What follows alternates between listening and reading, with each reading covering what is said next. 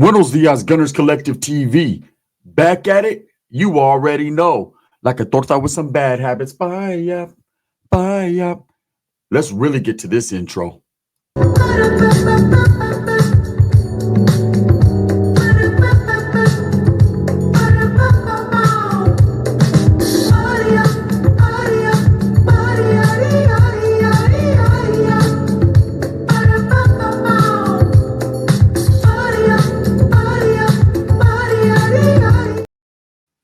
Welcome back to Gunners Collective TV. And if you haven't already hit that like and subscribe button, make sure you go ahead and do that. Put your notification bell on all so that way you're directing the direction of the dope content that the gun stays kicking. And I appreciate the support, man. I'm very humbled by it. Wow.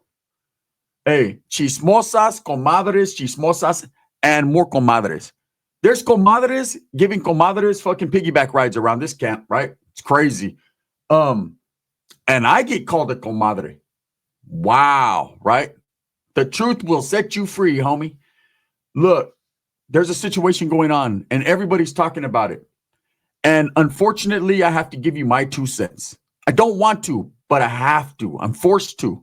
You know, why come? Why come? How come? Well, I'll tell you how come. Just like this. You know, there's a situation out there where there was a podcast and the original founder, you know, the owner of the full community, who I think if you're watching me, man, everyone has seen some of the content that the full community puts out. Man, I've always been a big supporter of the full community. Even though I see some bias, even though, you know, 9 times out of 10, I don't agree with what they're talking about, I still watch them. You know, they pop up on my feed consistently. There's no doubt about it. They got a seat at the table when it comes to content creation, especially in the Chicano community, the gang community, the hood community, the urban flavor, whatever twist you want to put on it, the prison genre, the YouTube yarda, they got a place at the table. They got a seat at the table. And the reason being is they're pretty consistent with the content they put out. In fact, I'm going to be honest with you. Sometimes when my mind is not in the right place and I can't think of content to put out that day, I'll tap in with other content creators and see what they got going on for content purposes. We all do it, man. Let's speak real. That's why we're all talking about this situation right here. You know, they had a podcast the other day. Compa Raider, Morfle, right? I call him Morfle. He's blown out. Hey, cocaine is a hell of a drug, right? Someone who I've supported in the past, but of course he has to play the active role, and he disrespected myself, Dubs, other people that are around me, because it was the cool thing to do. He decided to join the Mean Girls Club. And in doing so, man, he opened himself up for a little ridicule, a little clowning, a little capping, a little take it how you get it, bro. Get it how you take it. It's cool, though. Personally, I don't hate Compa Raider. I just think I see what I think everyone else sees. That vato is riddling out the game, bouncing off the walls. Like I said, and I'll say it one more time, cocaine is a hell of a drug, right? There's just something going on in that guy's mind. And I don't know if it's because he has a little bit of money or because he has a little bit of clout from where he's from, that he feels that he can just be off the rails, or that's just his style, the type of person he is, just to be bouncing and jumping everywhere. But anyways, they have a podcast and they're interviewing the owner of the full community. And in doing so, LA Eyekon's name gets brought up. Now, LA Eyekon's name is pretty synonymous when you think about the full community, man. He's been with the full community. I remember when they interviewed, Gold Toast from Northern California. I remember when they interviewed several different people.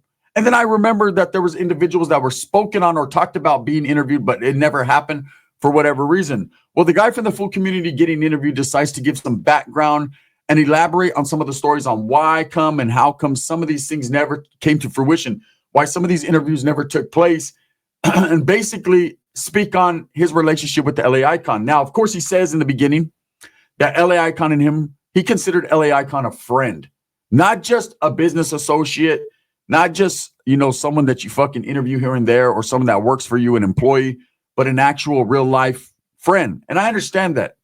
That is why they say, and who's they? The motherfuckers with money that know, keep friendships and business separate. You could do business with friends if you're a strong-minded individual and you're not into burning and cheating people out what little they get, right?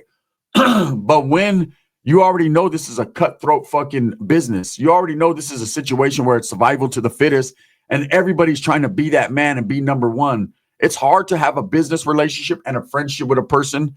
It's hard to separate that. It's a thin line between love and hate.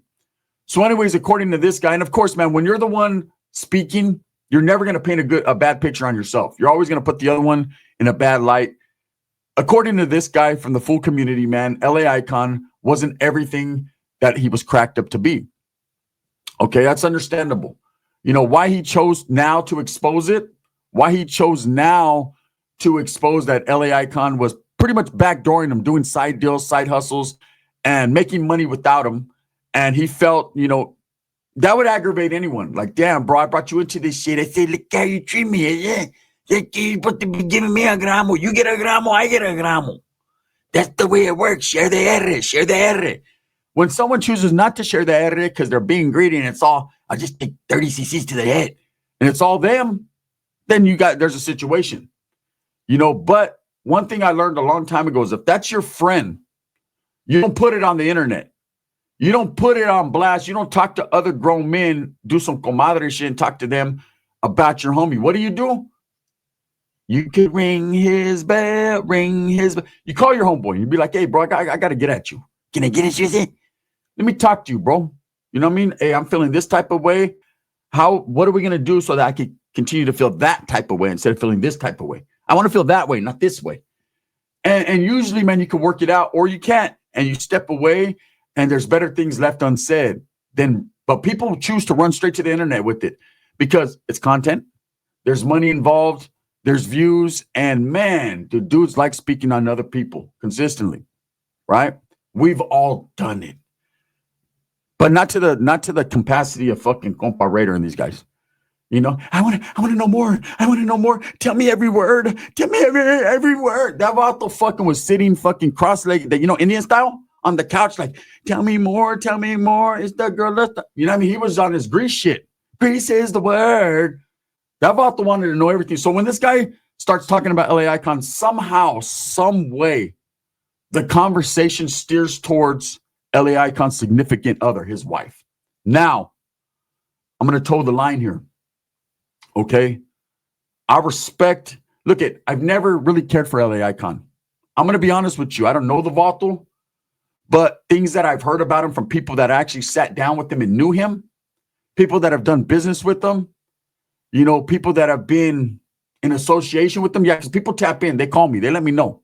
I talk to a lot more people than LA Eyekon could ever believe talks to me. Yes, some of your active homeboys, right? It's just the truth. And there's a lot of people that don't like LA Eyekon for whatever reason. And a lot of people that think he's a poop butt, right? They think he's a chump. They think he's not really about that life. They think he makes phone calls to people that are about that life, but he's protected or whatever. Look, I don't know. It's his business. Like I said, I don't have a personal hatred towards LA Eyekon. You know, if he's said anything about me in the past, you know, people are like, damn, Gun, he talks about the North or he disrespects. What does that have to do with me? I am not the protector of the North. The North don't like me either. I'm not going to disrespect the Norteños. I'm not going to go ahead and talk shit about them, but I'm going to call a spade a spade. I'm going to keep it real. If the Vatos don't like me, why do I got to be Captain Save a Northerner? That ain't what I'm here for. I'm here for everyone brown. I'm here for the Norteños. I'm here for the Sur Gang. I'm here for everybody. Tangos, everyone, anyone of brown descent, man. Guess what, man? I got love for you. I got respect, at least. Whether you hate me or love me, the underdog's on top, and I'm going to smile, homie, while getting my shit chopped. You know what I mean? I'm just going to win. But I've heard LA Eyekon in the past have a distaste for Northerners. I understand he's from Southern California. He has to, you know, he's interviewed people like Bozo and these guys that, you know, spit the propaganda. So it is what it is. But I would never disrespect his family, his wife in particular. And her name got mentioned. And once her name was mentioned, man, that dude, Compa Raider, damn near did a somersault. That vato was so intrigued and so happy. Like, he couldn't wait to hear the dirt or the fucking, the bullshit going around, the stories that the dude from the full community knew. Like, he kept, tell me every word. He wanted to know all the dirt, the behind the scenes shit. And look, and I'm gonna be honest with you. The dude from the full community seemed like he didn't really want to put too much out there, but he did. Okay, he did. He overstepped his boundary. You know, if it's a friend, man, how can you talk about a friend's personal fucking willings and dealings with his family and especially his wife and what he's got going on? Now, I'm not going to be a hypocrite, man. There have been dudes that went in on me and it got personal. They talked about my children, you know, my families. I talked about theirs. Like, fuck yours. You say fuck mine, well, fuck yours. But it's always been a retaliation with me, you know, a counterpunch. I never started out that way. And unfortunately, man, I let him get me to that point, and you shouldn't let another man get you to that point. You know, that's a weakness. And in my time of weakness, I said, well, fuck your old lady then, right? And so I get it. But when you have a dude that's not talked about you, you know, you feel he's done you dirty, but you haven't approached him in that manner of getting at him, you can't go straight to telling rumors, spreading rumors. You know, you're not Club Nouveau. You can't spread rumors about his old lady, his wife. This is supposed to be people that are in good standings. These are supposed to be people that, you know how to handle their business. And here you got guys sitting around, no women in sight, talking about a woman and what goes on behind her closed doors. First of all, that's nobody's business. Okay? You are not her husband. You're not her old man. You're not related to her. You are nothing to her to be sitting there talking about her business and who she did anything with at any particular time. Who's to tell you that that's the truth? Who knows? And what the fuck are grown men, especially you, compadre, you should know better. You're supposed to be some hardcore. You're supposed to be hassa. You know what a hassa is? It's a fucking pig that don't fly straight, eh? And you weren't flying straight asking questions about another man's wife. I want to know like, it's like you have an infatuation with her yourself. Look, I respect LA Eyekon's wife. I'm not going to say her name on here. We all know who she is. We all know about her YouTube channel. I watch it. She doesn't disrespect anyone. She interviews who she interviews. She has her own morals, her integrity. She did time. She stood strong. Like, look, just because she did time and all that doesn't mean I admire the woman, but I admire the person she has become.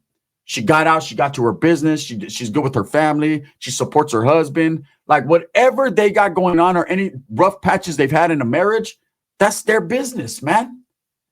You know, we've all heard stories about people. But that doesn't mean we're in any position to be judgmental and to know exactly what happened. You know, it seems like when it's a woman, dudes are quick to run to put smut on her and to do. Why? Because they don't feel intimidated. They don't feel like she's capable of handling business or doing anything to, you know, back her place. She has a husband, and everyone knows her husband looks like a groundhog and ain't going to do much, right? But still, like, these are guys, and it's crazy because even after all this is said, after they disrespected this dude's wife and told stories about her situationship and what the fuck they believe was going on with who, you know, he started mentioning other dudes, bringing other dudes' names involved. Dudes like Baldacci, a rapper from Florencia, right, who I got a lot of respect and I support. I love his music, right? Started mentioning him, started dragging other people in. This dude, Compa Raider's like, right? He couldn't wait to hear more. That's a fucking comadre. The dude from the full community definitely overstepped his boundaries by even speaking on that or allowing a coked out individual and some other dude to fucking bring that out of him. Now, there must be some real underlying hatred right there towards LA Eyekon. And people are like, oh, LA Eyekon got exposed. Exposed for what? Exposed for what? Hey, if that dude allowed himself to be burnt or to be bamboozled or played by another man, that's on him, eh? You can't sit here and say you come from a cutthroat fucking street gang mentality. Everybody is trying to get over on everybody. That's the name of the game, right? Hulk Hogan said it. Thunderlip said it. Rocky, hey, man, why you hit me so hard? Adrian, he fucking hit me hard. Why you hit me hard? That's the name of the game, brother, right? That's the name of the game. If you're not smart enough with understanding to know what time it is and to get at an individual personally, hey, bro, I need to fucking talk to you. I think, come here. Pull him by his ear. Hey, well, I feel this type of way. Handle your business like a man. You don't go to a podcast and sit there and let some fucking dude that fucking sniffed his whole life away talk about, I want to know every juicy detail. Tell me every word. God, that for what? Why do you want to know every word? What's that supposed to do for you? Did you nut in your pants or something? Like, the fact is, it's crazy that these type of individuals are the same type of guys that call myself, Dubs, a lot of other content creators, you know, Hey, Gunner, you're no good. You're standings. You're not acting. You're not that. But I'm not doing this type of shit, bro. I'm not going to speak on another man's love life.